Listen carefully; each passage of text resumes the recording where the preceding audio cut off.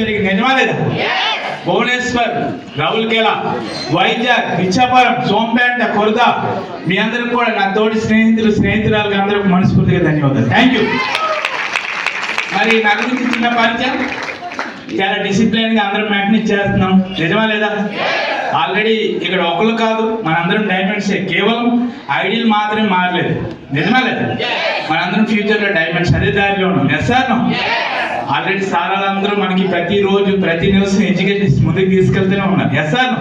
మరి ఇక్కడ చాలా మంది న్యూ పర్సన్స్ కూడా ఉన్నారు. నా గురించి పరిచయం చెప్పాలనుకుంటున్నాను. మరి నా పేరు కప్ప హరికృష్ణారెడ్డి, ఉండేది వైజాగ్, ఆంధ్రప్రదేశ్.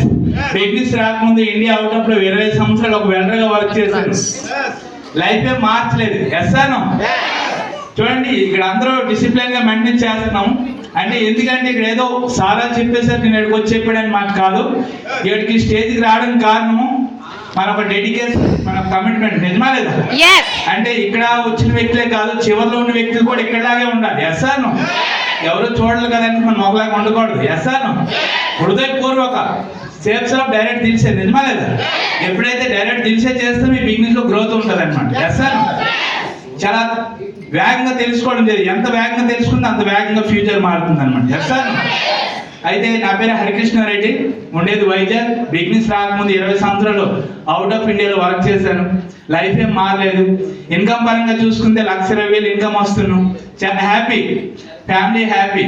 అంటే ఇంట్లో యజమాని ఒక వ్యక్తి కష్టపడుతుంటే ఫ్యామిలీ అందరూ హ్యాపీగా ఉంటారు నిజమా లేదు? ఆ యజమానికి ఎంత కష్టమైనా సరే ఫ్యామిలీతో షేర్ చేసుకోరు. Yes sir? నేనేదో బాధపడుతున్నాను, నా ఫ్యామిలీ కూడా బాధపడకూడదు. Yes sir?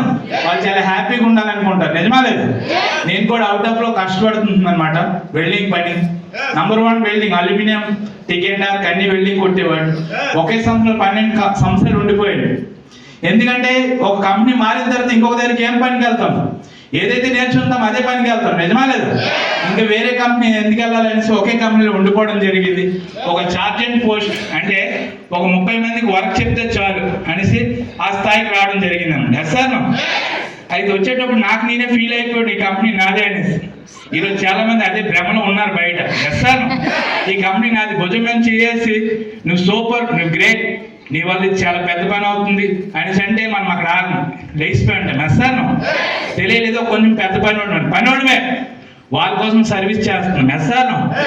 కానీ అది ఎప్పుడు తెలిసిందంటే ఎప్పుడైతే మనకి ట్రైనింగ్ లోట, సెమినార్ లోట మనకి డయాగ్రామ్ వేస్తుంటారు కదా, అప్పుడు తెలియడం జరిగింది అనమాట. అయితే ఇప్పుడు మనం చాలా లేట్గా తెలుసుకున్నాం. ఈ ఎవరైతే మనం వెళ్తున్న కాన్సెప్ట్ వాళ్ళకి చెప్తున్నామో వాళ్ళకి ఇంకా అర్థం కాదండి. Yes sir? అర్థమయ్యేలా చెప్పాలండి. Yes sir?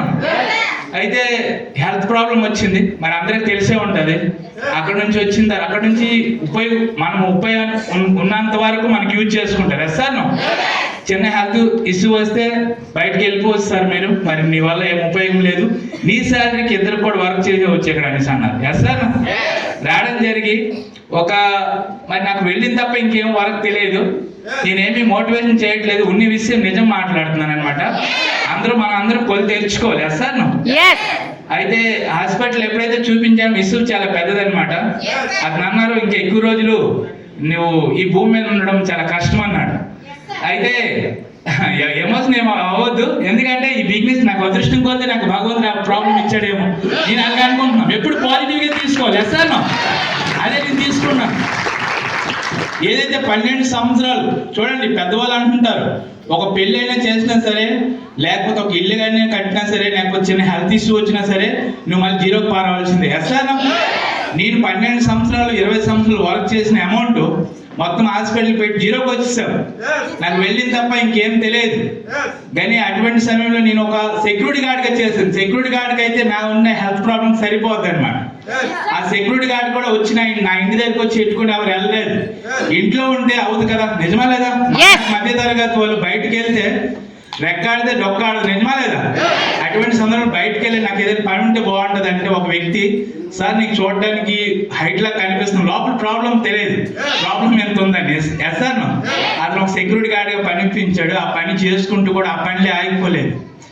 సెక్యూరిటీ గార్డు నా పని కాదు, కానీ సెక్యూరిటీ చేస్తూ కూడా ఇంకేదైనా చెయ్యాలి అనే టైంలోట. Yes sir? ఒక బేకరీ కూడా పార్ట్ టైం స్టార్ట్ చేశాను. నైట్ 12 గంటలకు ఒక కార్ డ్రైవింగ్ కూడా వెళ్ళడం జరిగింది. కానీ ఏదిలో ఒక సక్సెస్ లేదండి. ఆల్రెడీ మొత్తం తిరిగేసాం, చూసాం కూడా. ఎక్కడైనా సరే మనకి కాల్ కింద చెప్పలాగే చూస్తారు. సార్ అయితే అప్పుడే ఊరికి రావడం జరిగింది. ఈశ్వర్ సార్ కోసం మరొకసారి మనస్ఫూర్తిగా ధన్యవాదాలు. సార్ చాలా మోటివేషన్ చేసి ఈ ఆపర్చునిటీ ఇవ్వాలనుకున్నారు.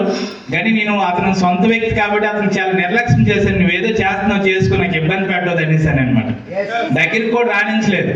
కానీ అతను పొట్టొదలుగా అంటారు, నువ్వు తీయి బిజినెస్ చాలా పెద్దది, నీకు అర్థం కాలేదు ఇంకా అని. ఎందుకంటే తను ట్రైనింగ్ అప్పటికే సెమినార్ అతను తీసుకోవడం జరిగింది. నాకేమీ తెలియదు, ఒకరోజు కూడా ట్రైనింగ్ సెమినార్కి ఎప్పుడు వెళ్ళలేదు. కానీ సార్ నాకు ఈ ఆపర్చునిటీ ఇవ్వడం జరిగింది. అయితే బలవంతం తీసారు. సర్లే తీసుకో అనేసి ఒక 12,000 15,000 ఇచ్చేసాను. డిన్నర్ సెట్ కొనేసాము. కానీ గ్రూప్ మీటింగ్కి వెళ్ళాను, ఏమీ తెలియదు అసలు. ఒక ఇటువంటి సెమినార్ ట్రైనింగ్కి వెళ్తే కదా, నిజమా లేదా? కొన్ని అర్థం కాకపోయినా ఒక సంపై కొట్టేసని తీసుకెళ్ళిందేమో, అర్థమైపోయినేమో. సార్ నేను అప్పటికి నేను ఊర్లో కూడా లేను. నాకు కొంచెం నేను వైజాగ్ వస్తే మనకి సెక్యూరిటీ గార్డ్, ఊర్లో పల్లెటూరులో సెక్యూరిటీ గార్డ్స్ ఉన్నాయా? లేదు. వైజాగ్ వస్తే డాక్టర్ దగ్గర అవుతుందని ఆ కారణం వెళ్ళి వైజాగ్లో ఉండిపోవడం జరిగింది అనమాట. కానీ థ్యాంక్స్ గాడ్, కరోనా అందరికీ కొంచెం బ్యాడ్ చేసింది, కొందరికి మేలు చేసింది. నిజమా లేదా? అంటారు కదా. అంటే ఈ బిజినెస్ ఏంటంటే చాలా మంది బిజినెస్ నుంచి చిన్న చిన్న కారణాల వల్ల ఇదైపోతుంటారు, బయటకు వెళ్ళిపోతుంటారు. ఎందుకు? వాళ్ళ సెల్ఫ్ కంట్రోల్ వాళ్ళ చేతుల్లో లేదు. సార్ కొందరు ఈగో ప్రాబ్లం వల్ల వెళ్ళిపోతుంటారు. నిజమా లేదు? కానీ నేను ఇటువంటి బిజినెస్ రావడం ఎలా జరిగిందంటే, నేను గట్టిగా తీసుకున్నామన్నమాట. కరోనా రాగానే నాకు కరోనా వచ్చింది, వెళ్ళిపోవాల్సిందే, కానీ చావు బతుకు తేలాల్సిందే. సార్ కంటిన్యూ చేస్తామన్నమాట. నిలబడిపోయాము. అటువంటి సమయంలో కరోనా వచ్చింది. సారు ఫీల్డ్కి వెళ్ళడానికి అవకాశం లేకుండా జూమ్ పెట్టాడు అనమాట. సారు దొంగ శ్రీనివాస్ సార్ కోసం మరొకసారి బీ క్లాస్ అవ్వాలి. జూమ్ పెట్టడం వల్ల ప్రతి ఒక్కరు సార్ ఒక ఇంట్రడక్షన్ చెప్పడం జరుగుతుంది. నేను ఒక సాధారణ ఒక హౌస్ వైఫ్ ఉంటూ ఈరోజు ఇంత ఇన్కమ్ చేసుకుని ఈ లెవెల్లో ఉన్నాను. నేను ఒక సాధారణ ఒక టీచర్ నేను బిగినింగ్ చేస్తున్నాను. నేను ఒక సాధారణ ఒక వెల్డర్ ని బిగినింగ్ చేస్తున్నాను. కానీ మరి వీళ్ళందరి వల్ల అవుతుంది, మన వల్ల ఎందుకు కాదు? ఆరోగ్యం కదా చెడిపోయింది, మెదడు చెడిపోలేదు కదా. సార్ చక్కగా మాట్లాడతాం కదా, మరి ఎందుకు చెప్పకూడదు అనేసి నేను ఆల్రెడీ ఐడి తీసిన చూస్తోడికి నా టీమ్ సైజ్ ఆల్రెడీ అప్పుడు 30-40 మెంబర్స్ టీమ్ అయిపోయినారు అన్నమాట. అంటే ఈ బిజినెస్ చెయ్యకపోయినా సరే ఒక లెక్కన సీనియర్ తీసుకెళ్ళిపోయినారు అన్నమాట. చూడండి ఎంత పెద్ద బిజినెస్. అయితే అటువంటి సందర్భంలో నేను మొదలు పెట్టాము. చెప్పడానికి చేతిలో ఒక ఫోల్డర్ లేదు, ఒక బ్యాగ్ లేదు, ఏం లేదు. ఎలా చెప్పాలి? వైజాగ్లో ఏ లీడర్స్ లేకుంటారు అప్పుడు. అయితే మొబైల్కి పీడిఎఫ్ పంపిస్తారు కదా, పీడిఎఫ్ జెరాక్స్ తీశాను.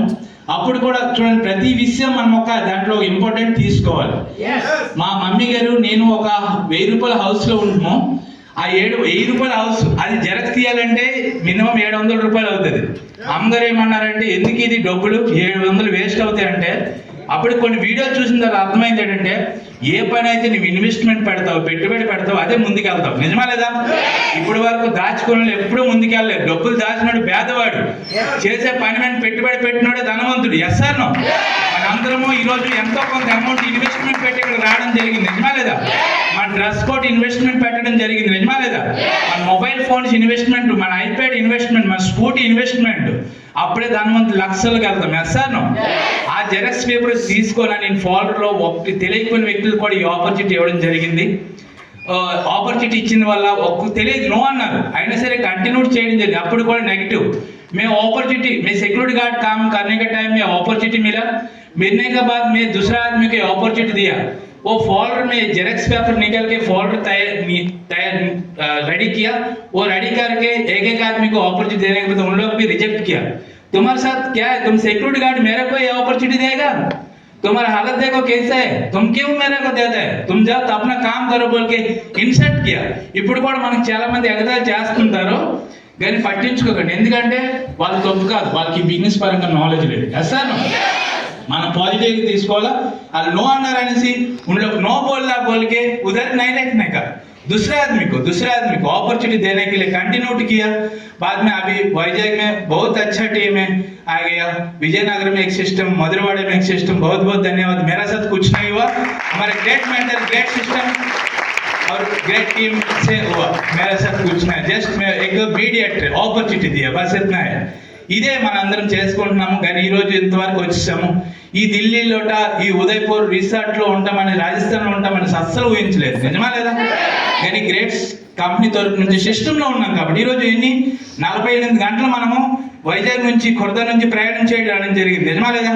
అదే ఒక సైకిల్ అయినా నడుచుకొని వచ్చి ఉంటామంటే కొన్ని రోజులు పట్టేస్తుంది. ఎస్ఆర్ను మనం ఒక ట్రైన్ ఎక్కి ఒక సిస్టమ్ ఫాలో అయ్యి వచ్చాం. ఎస్ఆర్ను మనం కూడా ఈ బిజినెస్ లో ఎటువంటి సిస్టమ్ పట్టుకుంటే అతి తక్కువ సమయంలో లక్షల్లో కోట్లలో ఇన్కమ్ చేయొచ్చు. అమౌంట్ పరగే కాదు, అమౌంట్ తర్వాత ఎన్నైతే బెనిఫిట్లు ఉన్నాయో, మన ఆరోగ్య సమస్యలు అయినా సరే, మన ఆలోచన విధానం అయినా సరే, మన అలవాట్లు అయినా సరే, మన నెక్స్ట్ జనరేషన్ సెక్యూరిటీ అయినా సరే, ఎటువంటి ఇబ్బంది లేకుండా అతి తక్కువ సమయంలో మన దగ్గర అన్నీ ఉంటాయి అన్నమాట. ఎస్ఆర్ను నిజమైన ఐశ్వర్యవంతులు ఎవరికి అంటారు? ఎవరితో పాటు ఐశ్వర్యము అంటే డబ్బుతో పాటు సమయంతో పాటు అతను నెక్స్ట్ జనరేషన్ ఆలోచన లేకుండా హ్యాపీగా ఉంటారు, అతనే నిజమైన ఐశ్వర్యవంతుడు. నిజమా లేదు?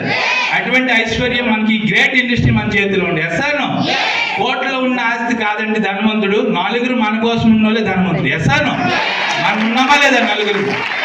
अंत गुరించి మనకి ఎటువంటి ఏ ग्रेट इंडस्ट्री कभी भी छोड़ने का नहीं है। बिजनेस इतना बड़ा बिजनेस है, वो बात से नहीं है। जाने के बाद आराम से आएगा। ये स्टेज में बात करने के लिए शिवरिंग आ जाता था पहले। ఒక నలుగురు ముందు మాట్లాడాలంటే చాలా ఒళ్ళు గిల్లు వణికిపోయి చెమట కారిపోయేది. కానీ ఈరోజు మీ అందరితో మాట్లాడుతున్నానంటే దానికి కారణం ఏంటి? Grade system senior company. నిజమా లేదా? అందు గురించి ఒక వ్యక్తి ఇంతకు ముందు వస్తుంటారు, ఇంతకు ముందు వెళ్ళిపోతుంది. ఏంటంటే ఇది రాబోయ్, ఇది రా కూర్చో అనేసి, అది పని చేయి అనేసి ఒక నీచంగా మాట్లాడారు. నిజమా లేదా? నేను ఇప్పుడు ఎక్కడికి వెళ్ళినా సరే సార్ మేడం రెస్పెక్ట్ దొరుకుతుందా లేదా? అది మనలో లేదండి, మనలో స్కిల్స్. ఆ స్కిల్స్ ఇక్కడ మనకి ఇస్తున్నారు అనమాట. నిజమా లేదా? ఆ స్కిల్ చూడండి, ఎన్ని విషయాలు చెప్పారు, ఎన్ని విషయాలు కిतना बात बोला बिजनेस पर। ऐसे नहीं एक एक पॉइंट हमें दूसरा आदमी का बस जाने का, तो हमारा ड्रेस कोड कैसे रहना चाहिए, हमारा स्माइलिंग कैसे रहना चाहिए, हमारे चलने का तरीका कैसे रहना चाहिए, हमारा वॉइस कितना रहना चाहिए, पूरा बात किधर कौन बोलेगा, ఎక్కడ ఎవరు చెప్తారు మన బిజినెస్ కూడా ఏదైతే పని చేస్తున్నారు. 1 లక్షలు సంపాదించిన వ్యక్తికి వెళ్ళి సక్సెస్ సీక్రెట్ చెప్పని చెప్తాడా? నువ్వు బయటకు వెళ్ళి ముందు అంటారు. నిజమా లేదా? నేను ఇక్కడ చెప్తున్నారా లేదా? కాకపోతే చూడండి, ఒక చిన్న మ్యారేజ్ జరిగింది అనుకోండి, ఇది చూడండి మనందరూ ఆలోచన ఎలాగుంది.